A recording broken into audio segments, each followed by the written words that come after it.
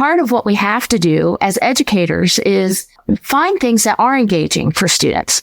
We do a lot of online sessions. So a student, it's kind of independent study with live sessions. We have no more than 6 kids in a class, so they all get individualized attention.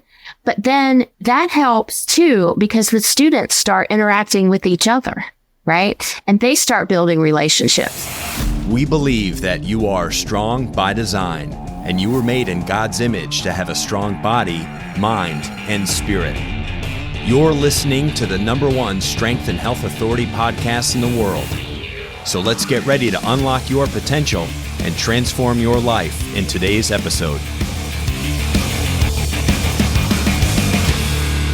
Hi, and welcome to the Strong by Design podcast. I'm your host for today, Coach Tanya, and I'm joined today by a very dear friend of mine, Miss Jennifer Williams. Jennifer, welcome to the show. Thank you. Thank you.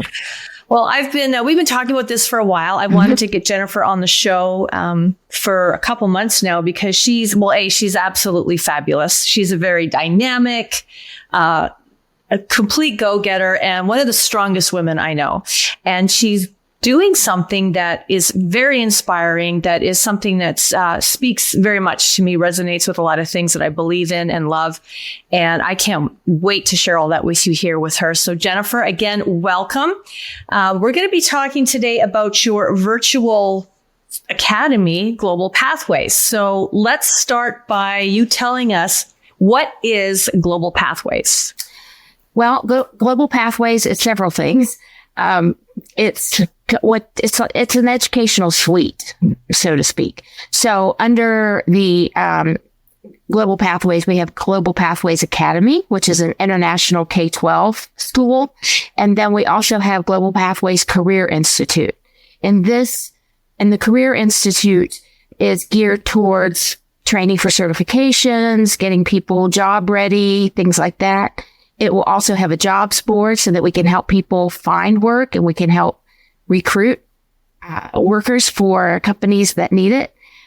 But right now, I think, because it's the beginning of the school year, the academy is kind of at the top of our list.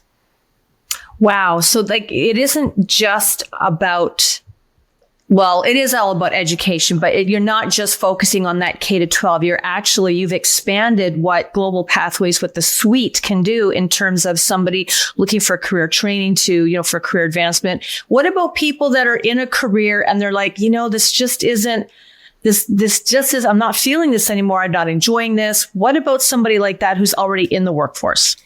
We call them a passive seeker.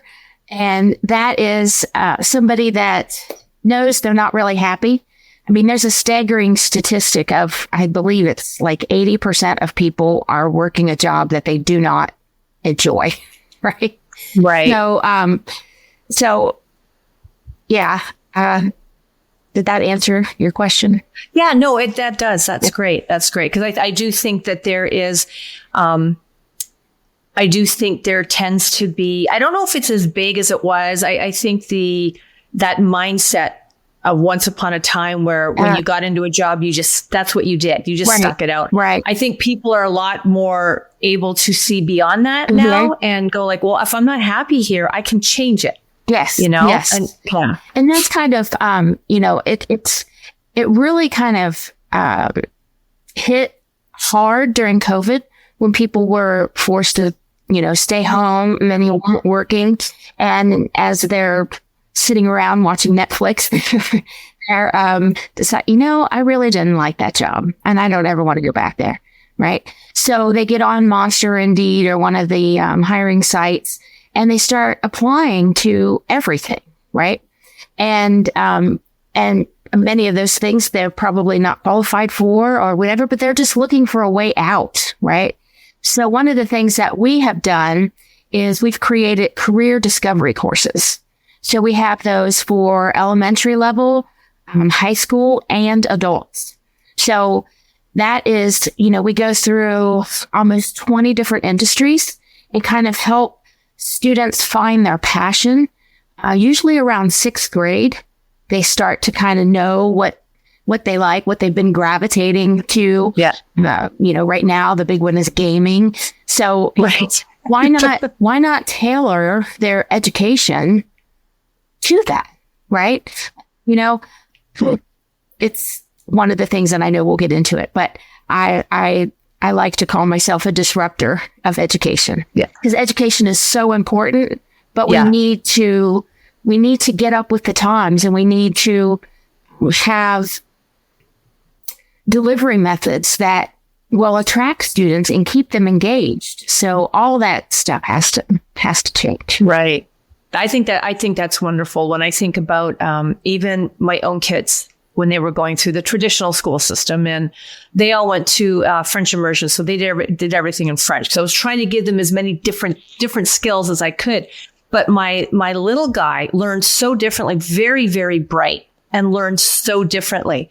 I can remember one time in particular, he came home and there was this new math formula thing they were doing, and he was coming up with the right answers, but he wasn't doing it the way that it was being taught in the classroom, because to him that didn't make sense. His method made sense. And I remember going in and having a meeting. There was the teacher and there was the principal, because she was giving him incorrect. And I'm like, but it's not incorrect. Like, he's found the answer, but just not your way, because his brain has figured this out. This is what makes sense to him. So the fact that you're bringing in, education and training that actually accommodates how people think, how their brains work, their learning modalities, it really is it's a huge door you're opening for anybody to advance. Right. If they want to. Yeah. I mean, I always say you can get a degree, and that's for a lot of people, and I fully support that. But then there are some people that, one, it's not affordable, and, a degree isn't always going to make you more money. But having some initials behind your name, different certifications, then you can, then you are able to ask for more money. So, and you can do it at a very small fraction of the cost. Yeah, that's wonderful. Yeah. So let me ask you, what was either the driving force or that aha moment that you had that made you want to launch a virtual? Because this is a big task. This is a huge undertaking. I've been doing some work with you behind the scenes, and there's so many moving parts, and I don't know how you do all that and then show up looking like this. I mean, my gosh, but how, what was that moment when you were like, this is what I want to do? Because to hear you talk about it, and just to be around you when you're talking about it, and when you're doing the things, your heart for it is evident. Yeah. Yeah. I spent, I was in the military, so I learned a lot there. And then I was a business consultant for about 35 years, somewhere around there. And then, I got asked to help start an online school for a parochial school in Cincinnati. And, so just learning, and then back then it was not something that people wanted to even hear about sometimes, but we needed it because teachers were retiring. We weren't getting enough teachers to come in to fill those positions. So what are we going to do? So what we came up with was the online school, and we had a blended learning model, which was, we knew we were going to be losing, let's just say, a math teacher. So we would do math online. They would have all their curriculum and everything online and work at their own pace, which is another key component of online learning. And then they would have the teacher in the classroom still that would go around and, make sure everybody was doing okay. They could also watch the entire class on their screen. So they knew when somebody was having issues, and they could just go up and help them. So, and that was just worked really well. But I think the aha moment for me was a lot of the times the kids that we thought were going to be successful didn't do very well. And then the ones that we thought were going to struggle, wow, it was total turnaround, D's and F's to A's and B's, and I think one of the things is the reasoning behind it is, in the classroom, the teacher teaches to the middle of the room. So if you are gifted, maybe, and you already know all these things, you're looking out the window and, you're probably going to end up in trouble at some point for not paying attention. But then you have the other students who, they are struggling. They don't understand the concepts, and, they may get an F on the test on Friday, and Monday we're starting a new chapter. Sorry, I guess you're going to have to go to summer school, which nobody likes doing that. Right. Right. So, that was my aha moment to see how well so many students were doing. That's wonderful. Yeah, really good. So with online and virtual learning, and this definitely is me, because I have trouble with focusing, a little ADD stuff. It's like, please don't make me watch a video, because within 30 seconds I'm like, looking outside, and I'm thinking, maybe I should take my bike out. So with online and virtual learning, one of the challenges is keeping students engaged. So what are some of the methods? What are the tools? What are the things that Global Pathways that they use? Like, what are some of the things you're using or looking at using to help keep that engagement, keep students and I guess, with them, if you're catering their education to what they like anyways, you kind of already checked that box. But what else to help, especially kids? Because it can be really hard when they're at home and all their stuff is there. Right. Right. Well, it's a very different discipline, right? So, in brick and mortar schools, as long as you're in the seat, you're there, you're there. Yeah. You're counted for that day. But with online learning, it's 100% you, right? Every student. So, one of the things, just about every university, and now everybody that goes through training at jobs is online. So I love the fact that we can prepare the students early on with that discipline, and the ways to keep them engaged, because we know attention spans get shorter and shorter, just like you and I were talking about seeing squirrels and stuff. Yeah. So it's part of what we have to do as educators is find things that are engaging for students. We do a lot of online sessions. So a student, it's kind of independent study with live sessions to help kind of with concepts and things like that. But it also gives them a lot of straight time with the teacher. We have no more than 6 kids in a class, so they all get individualized attention.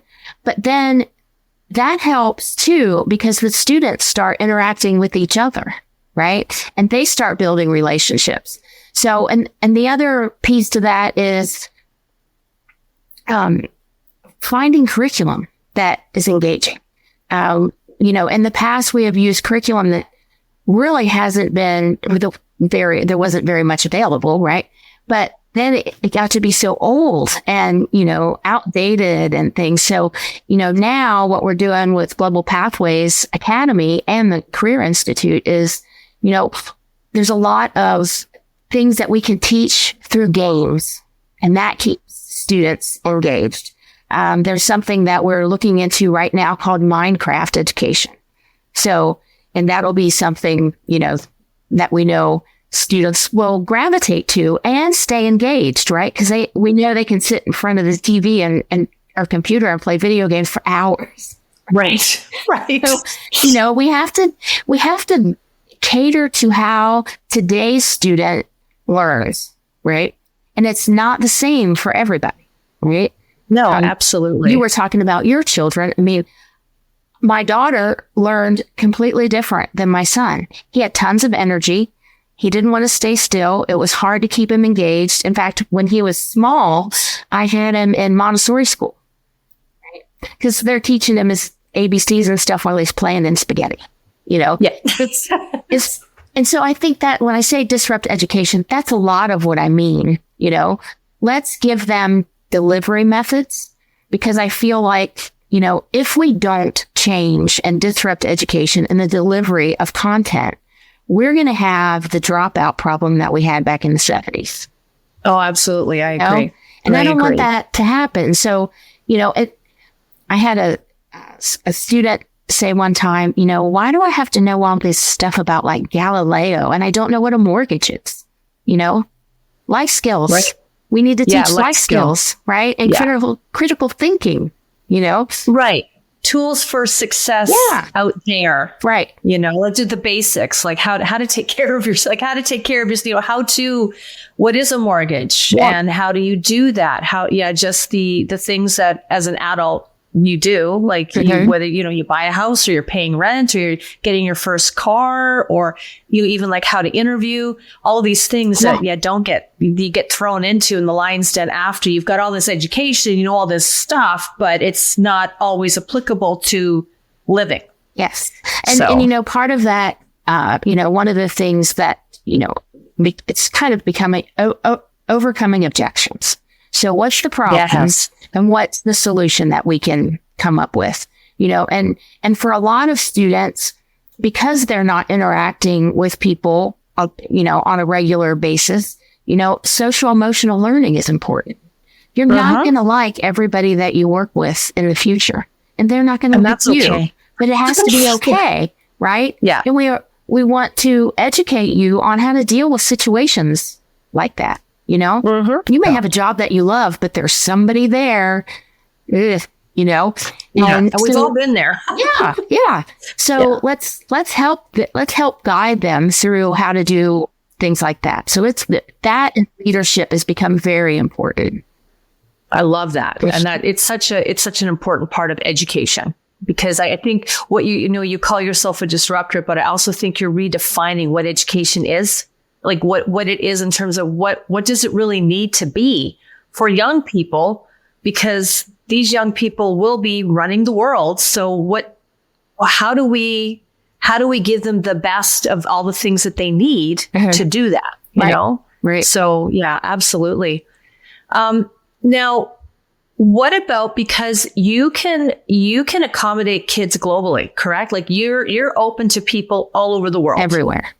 Everywhere. So how do you deal with challenges as far as technology, like internet, stable internet? Because I'm thinking, what if you're somebody that's in, Africa, somewhere middle of Africa, and don't really have great internet or an unstable connection? How are you able to address those issues and work with those students in more remote areas that might be tricky? But on the other hand, that might be their only way to get education at the same time as virtual. Decent education, Yes. A quality education. And that is a problem. I mean, one of my passions is Africa. They want education so badly, but there's not the electricity, there's not the internet. I have had actually had teachers from Africa that wanted to teach, but they couldn't keep the internet going for an hour. You know what I mean? Yeah. To be able to teach. So, there's so many things that we can do. I have done a lot of networking internationally. And, when I was in Dubai, I met this it's a nonprofit in Africa. I can't remember what the name of it is, but I was talking to them about that, and they said, that's what we're trying to do, raise money for, to be able to provide some kind of internet. And then, the other thing is, what we do right now is sometimes the students don't have enough bandwidth to be on camera and have their curriculum open to follow along with the teacher. So, VPNs, we do a lot of helping students get VPNs when they have trouble accessing curriculum or anything. I mean, we just have a support team that, we'll do whatever we can. And if for some reason it's just not going to work today, we'll reschedule that lesson. So you're never going to miss out. Good. So so you're working on it. So with that being said, now let's talk a little bit about how you're funding all this, because you're running this out at, you've started a foundation. Yes.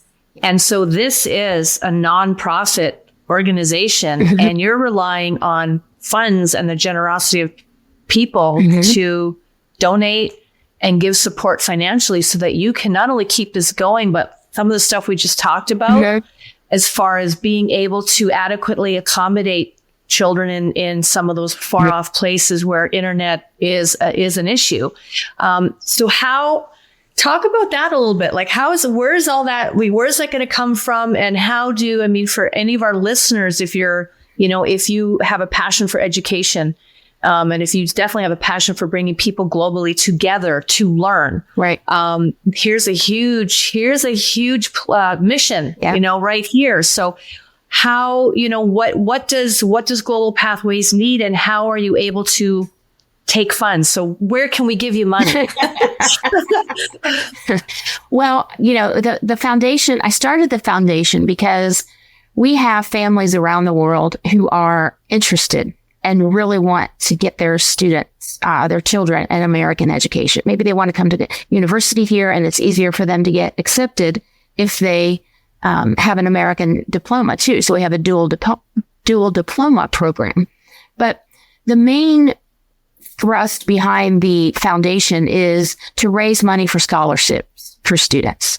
So whether they're partial scholarships or full scholarships. I had a student yesterday that was wanting to enroll, and, I just can't afford it. And, so I did some stuff with pricing, to make it. But, that is that's an issue I don't ever want to have to deal with again, And the other thing that we do with the foundation is, teachers are the heart of a school, right? Teachers are some of the most passionate, hardworking people I have ever met. And so a portion of what we bring in from the foundation is going to go to our teachers for bonuses, because we have these different areas. Let's just use Russia for right now. We have students, Russia, Ukraine, the ruble is worth almost nothing, but the families are they're taking any money they do have and putting it towards their child's education, right? And this means they're all moving in together, right? It means grandma, grandpa, aunts, uncles, and they're doing anything for education. And that, I just feel like that's something that we need to do. And our teachers were working through the war. The kids were still coming to class. I mean, it was phenomenal. And so I just feel like the teachers need to be rewarded. We need to get their pay up. I think the national average for a teacher is like 40,000, somewhere around there. Who can live on that these days? So, what are we going to do to improve education? Because we can't lose our teachers. You're always going to need teachers. I don't care if you got AI or whatever. You need human interaction, and you need teachers, because like you and I talk about with AI, there's no feeling behind that. The relationships that our students and our teachers have lost for years. We have students that have graduated, and still keep in contact with their teachers and let them know, what they've been doing, and, how grateful they are, and things like that. So yeah, I can talk about, scholarships and teacher pay forever. Right. Yeah. And you and I have had conversations about this when you said you're going to make it a foundation, and there's going to be all these elements, and I got really excited about it. And then was like, well, then there's the money. The money is an issue. And because money is an issue in everything. We need money for things to work, and you need money to keep doing this. And you're going to need a fair bit because it's new. I mean, this is brand new. You're starting out with nothing. So, you got a great team, but the fact that you're wanting to create scholarships for students, I think, like, if you're listening and you have any kind of philanthropic, vibration in your body, and it's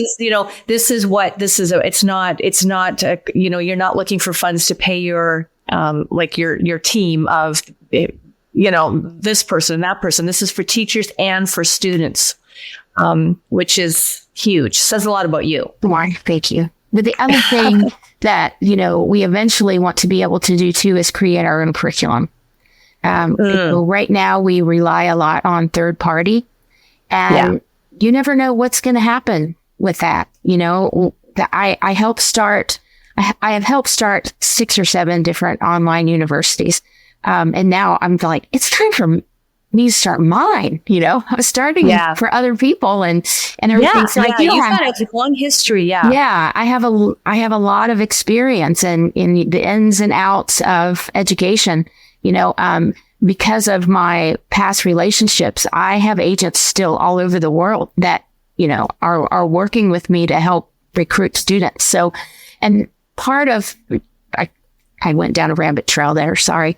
That's okay. But we need to develop our own courses so we're not reliant on that. And we can create the courses that we know that we can create the courses in a way that we know students connect with, right? Right. So, video is important. Getting away from text, just keep reading, and then answer questions, There has to be, you have to come back more and interactive, engaging. And the younger the student, the more you have to do that. Right. Yes. And so you got to keep things changing. Yeah. So for our K-5 students, the teachers and I had a meeting and what's missing? What do you feel like kids need that they're not getting? Right. And so a lot of it was, okay, well, we're just giving them this online curriculum and then they meet with a teacher for an hour twice a week. But then what? Right. So, what we came up with is we're going to use a few different options. So we have e-textbooks that we use. We've got a skill-based curriculum that, auto grades and everything like that. So students know where they're at. And then we have just the component where the teachers are sharing different resources, right? So it's, okay. It's getting people what they need. Right. And again, you're in that, you're sort of building this. So there's the exciting part of it. And there's also, I know right now there's a little bit of pressure. Well, actually, there's a lot of pressure because the school year's starting. And you're really wanting to get as much of these boxes checked now. And again, like from year to year, there's you're going to be continually adding things. Like your toolbox is going to get bigger. The student load will get larger. The teachers, all of that stuff, you'll get more and more of it. But right now it's like there's a lot happening and you have a lot of balls in the air right now that you're juggling. So with respect to the funding, we're going to include all your contact information in the show notes. So if you are listening, that's going to be in the show notes. We'll also get you to say it at the end too. But you do have a means and a way, or you will. We talked about a little bit before we started doing the show that you do have some software that is going to, and I knew it. See, there's always going to be one call that speaks through, even though I shut them off. Gosh. But you do have ways to take the donations and funds for Global Pathways. Yes. Okay.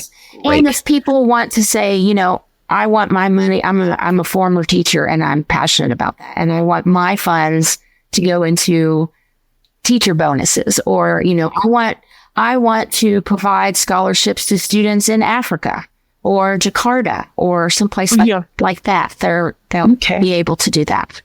Excellent. Okay. Good to know. Now, on the topic of teachers, what if they're like someone who's listening that's like, I would love to be a part of this? Like, do you have enough teachers? Are you always going to be needing more teachers? What about people that are educators that would love to do something like this? Because I was a teacher for 8 years. Mm-hmm. And I mean, one reason I left was I started my family. So I wanted to be home with my children. But also I really lost, in only 8 years, I lost my love for it because of how I saw education going and what was happening and the, showing up prior to the school year starting and being, these are your classes, here's the textbook, here's the curriculum, this is what you have to do. And being like, I can't even manage, teaching this is killing me. I can't imagine being on the other side of this, Yep. So for any teachers that, whether they're teachers now or there's somebody thinking of going into it, can they reach out to you with a resume? Send me a resume. Right now, the teachers that we have a lot of them have been word of mouth. So let's say we started with, 15 or 20. Well, then they start recommending, they're in all these different teacher groups and they start telling them about the school. And then other people want to get in on that. So yeah. And if we have people coming out of retirement now because they can pick their own hours. So nice. Yeah. Yeah. And I can really see it being a platform where teachers who loved teaching and still love it, but are like just, the traditional mainstream education is, I don't know. I fell out of love with it. Right. And one thing I want to mention too, because this is a big issue and something I get questions about all of the time. So our curriculum and our teachers, just the facts. Our teachers are not allowed to, give political opinions or religious opinions or anything like that. So, when a student comes into Global Pathways Academy or Career Institute, they're getting the facts, right? There's not going to be anything, and all of the teachers are totally on board with that. Yes, we need to get back to education and just the facts. So you can rest assured that that's always going to happen at our schools. Well, that's refreshing. Right? Yeah. Oh, I love it.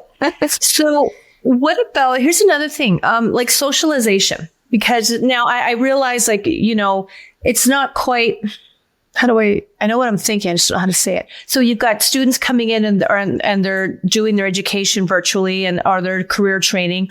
And I'm sure that these students have lives outside of in front of the computer. So it's not necessarily like some remote family that lives way far away from anywhere or anyone else. Right. And the child's being homeschooled and there's no very little socialization right. with other kids their age. What about, or how does Global Pathways, how do you work with the socialization aspect that a lot of kids that are going to brick and mortar schools get day to day? Well, I think,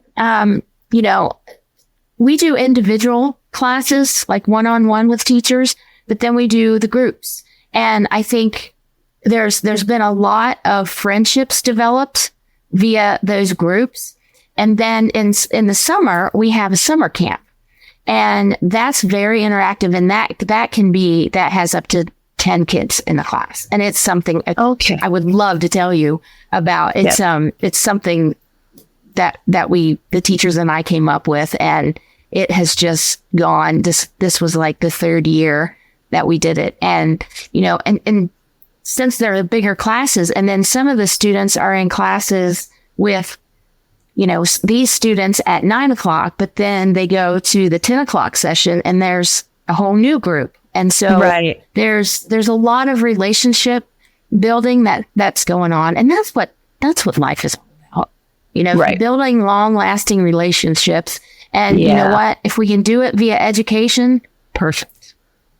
Yeah, no, absolutely. Absolutely. Yeah. What about the topic on, because I know here in the US, it has been for a long time. And, I don't actually watch much news because it's depressing and sad. Right. I mean, right now we're all kind of glued to it because there's a storm coming. Right, so right. watching it a little more now, but the whole topic of the cyberbullying and that happens, but happens very easily in a brick and mortar school because everybody has a phone now. Everybody has a phone, and anything that happens, it's going to end up. I mean, there's an old cliche saying from when I was younger, what happens in Vegas stays in Vegas. Well, anything that happens ends up on Instagram or YouTube or somewhere, and I think with the way in how your school's set up, I don't really see that as being a big element, but I mean, running an education institute, you kind of have to consider all aspects. So absolutely. Yeah. So, we have a lot of affiliates, a lot of partners, and what you're talking about, the cyberbullying, things like that is such a huge issue, and we're losing lives over it, And so I helped start, it was kind of like an internet safety, because and we did it in Cincinnati because there was a couple of young ladies that we lost. And there's a section for, there's a presentation for students, and then there's one for parents and teachers, just to, give them an idea of, what do you do? Right? Kids are cruel. And now it's not just like it used to be getting bullied in the bathroom by, one, two girls. Now it's hundreds and thousands of people that are given their input. So what do you do? So one of our partners is called A Wired Family, and they have presentations for both. And so, we're working on a way to, educate the students on, internet safety. Once you take a picture and send it, it's there forever, And then there are so many apps and games and things that kids are on and parents know nothing about. Nothing about it. Yeah. Nothing, and so educating and you just making people aware of it. I have a saying in my office here that says, once you become aware of something, you're never again unaware. Right. That's right. That's right. And now you're responsible. Yes. Yes. Right. Yeah. Okay. Yeah. So as far as like measuring success, so when you're looking at digital, traditional metrics for measuring success may not always apply. So what sort of KPIs and things like that are you going to be utilizing within Global Pathways to measure student success? Okay. Well, we have an incredible assessment program that we give it to every student, especially because we have students coming in internationally and we get their transcripts. And I have a teacher that works with us, and she has her own language school. Between she and her husband, they speak 6 languages. So she helps with translating sometimes and things like that. But so you can take this and look at it, but what does it mean? Because, and a lot of times in other countries, like they don't have algebra, geometry, calculus. Yeah. They have maths. Yes. That's when I lived in New Zealand, when kids came out, we're doing maths. I'm like, what's maths? Right. Yeah. Yeah. So, what we need to figure out, what part of all the different maths do they know? Like where's the best place because we want to make sure they're challenged, right? But it's not too difficult, and the neat thing is, if you get it into a class, let's say you're in algebra and you didn't do very well on the assessment, but you get in the class and the teacher kind of sees like, you already know this, because not everybody's a great test taker, right?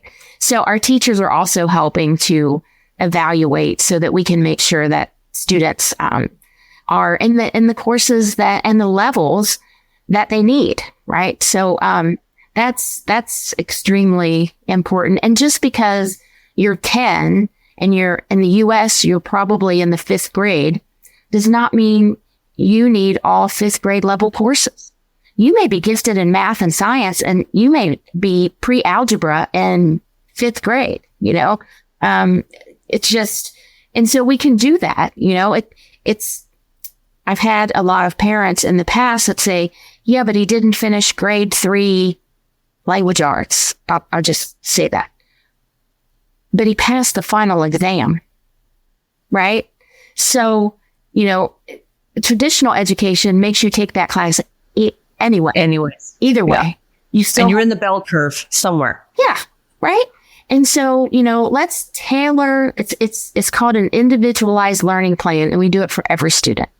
So I was just telling one of our agents that the K through 5 is that the curriculum is not going to be the same for every student, because we're going to do those assessments. And so you might see grade 2 math, this student has, these skills assigned to them, and the other student in grade 2 math has completely different, because we can tailor that education for every child. Yeah. Wow. I'm because I've had the privilege of you asking me to help out with a part of this. And so I really have not worked. I mean, this is a very exciting, I'm so excited to see where this goes and to see how it grows. So I have a last question here, but it's 2 parts. So, here we go. So with the technological advancements and the education sector continuously evolving, where do you see your virtual learning academy and career training institute in the next 5 to 10 years? And what emerging trends or technologies are you most excited about integrating into your platforms?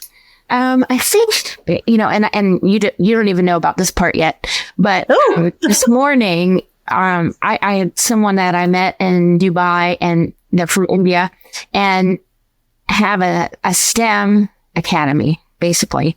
So we can partner with them. And we know that, in places like India, they're more advanced than we are in certain areas, right? So why not partner with them? One of my science teachers is Indian, lives in New Delhi. And you know what? It's fabulous, right? So it's putting things together that work. And so his name is Pankaj. And so what we talked about this morning is, we need our own STEM/STEAM academy program, right? Where we focus on that, and we give them all the different tools. We can ship, robotic things to them, and, there's so much to do. And I think, it's just like we said with creating our own courses, as technology changes, that has to happen too. Yes. And so, and that's part of when I say part of the funding from the foundation can go towards that, so that we can keep kids engaged, and we can stay up to date with technology. Yeah. Oh, that's exciting. So exciting. Okay. So Jennifer, for people listening, just give us some contacts, some social media platforms. Where can they find you? Where can they reach you? Okay. I will put those in the show notes. Sure. So we do have Facebook, Instagram, LinkedIn. I haven't made my final decision about TikTok yet. So all those different places, we do have a software that we use for donations. So that, if you wanted to be included on that list, for donors, let you know when we're doing different events, and, some wins that we've had. I want to make sure everybody knows how many scholarships we give out, every month or whatever. So Yes. there's that. So, Okay. Website. Most people right now, I think, are, they're into the social media part. Yeah. So we'll always. So what's your Facebook account? It is. We have 3 actually. Okay. So we have the Global Pathways Academy, and it's just that's just I'll give you all the details on that for the show notes. And then we have one that's Global Pathways Career Institute, and then one that is Global Pathways Studies Foundation, and that's the nonprofit. Okay. Excellent. What about an email for you? What's your email? Yeah. You can always reach me at Jennifer, JENNIFER, at foundationgps.org. Great. Okay. And like I said, we'll put all this in the show notes, as well as Jen's bio, which is very impressive. I kind of shorted her on that in the intro. But she's got such an amazing bio that you really, I'm just going to strongly suggest, even if you're driving in your car or wherever you are listening to this, when you have the chance, you need to go to the show notes and read her bio. She's former military. She has won numerous awards for what she's doing with education. She's been all over the place, and she's done a lot of amazing things. Thank you. Like a very, very impressive background and experience. So I have no doubt how wildly successful this is going to be, Jennifer. Thank you. And I'm excited to see where in the next 5 to 10 years, so we're sitting around, on our Fridays having a glass of wine and just talking about how far it's all come and all, how many people we've helped, And there's also the website. So you can also give them the website. So, it's not going to be difficult to reach me. And WhatsApp, that is a great way. WhatsApp. Okay. Yeah. What is because I just, everything's all automatic login. So I never have to think about typing in an address, but what's your WhatsApp? Is it just at Jennifer Williams? It's just my cell phone number. Oh, okay. Yeah. And then I have a personal WhatsApp, and then we also have a business WhatsApp. And that number is different, and I'll make sure that you have both of those. Great. Yeah. Awesome. Well, Jennifer, thank you so much. Thank you. For agreeing to be on the show. I know you're super busy, so I really appreciate you and appreciate you taking time to do this. And I want to thank you all for listening. It's been a pleasure. Please, leave us a 4-star, 5-star review. I don't even remember what it is anymore. Just tell us how wonderful you liked this, how wonderful this was, how much you liked it. But it's been a pleasure hosting today. I look forward to having you back again soon, Jen, and seeing where things are at. So we do want to follow up and follow you and follow the progress of the Global Pathways Suite and all those good things. And again, for the rest of you listening, have a wonderful day. Thank you for joining us, and we'll talk again soon. Thank you so much for listening to the Strong by Design podcast.